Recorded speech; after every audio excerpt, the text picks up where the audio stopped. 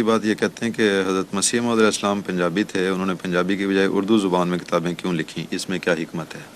پنجاب حضرت مسیح علیہ السلام پنجابی بھی تھے اور ہندوستانی بھی تھے، یعنی وہ ہندوستان جس میں پاکستان بھی شامل ہے اور ہندوستان بھی، اور اللہ تعالیٰ کی حکمت تھی کہ اردو میں آپ سے زیادہ تر کام لیا ہے، ورنہ پنجاب تو ایک محدود علاقہ ہے اور اس کی زبان بھی محدود ہے۔ اردو آج بھی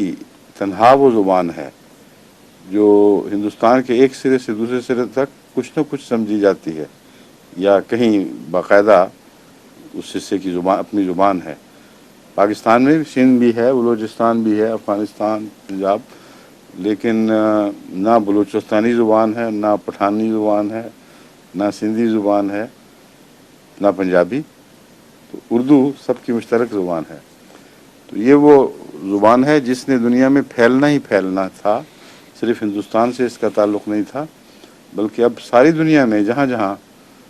ہندوستان سے اور پاکستان سے لوگ پھیل رہے ہیں، اور کوئی دنیا کا ایسا خطہ نہیں رہا جہاں ان کا اثر نہ پہنچا ہو، وہاں ان کے ساتھ ساتھ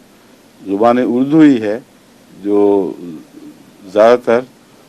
آپس میں تبادلہ خیالات کے لیے یا اپنے مافی الضمیر کو ادا کرنے کے لیے استعمال ہوتی ہے۔ تو یہ حضرت مسیح علیہ السلام نے غالباً لکھا ہے، یا مجھے یاد نہیں، شاید مسلم موعود نے لکھا ہو